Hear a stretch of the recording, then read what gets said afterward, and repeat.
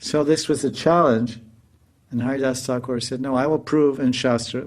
So what I'm saying, what I said about the holy name, I can prove in Shastra, and what Haridas Thakur said, he can prove in Shastra, because the limits and the glories of the holy name are unlimited. So he quoted the story, he gave an analogy, and he said, what's better, to feed yourself or to feed yourself and feed 100 people? And so then he cited the story of Prahlad, who was chanting out loud or whatever, something, I forget.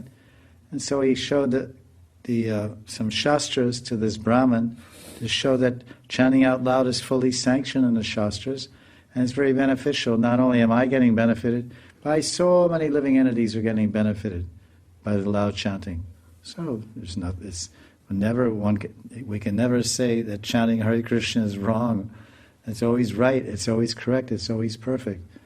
If that's bringing you to the goal of total absorption in a Nam, Rup, Gun, and Lila of Krishna, then you continue that method of chanting. There's not one way for anyone. But you will find, if you explore, because there are this is our life and soul, Nam Bhajan, and this is especially your name.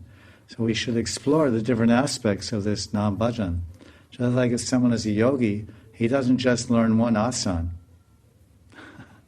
He learns different asanas, because different asanas have different effect and different benefits to help his mental development and maintenance, and his body also, and different diseases also, different asanas.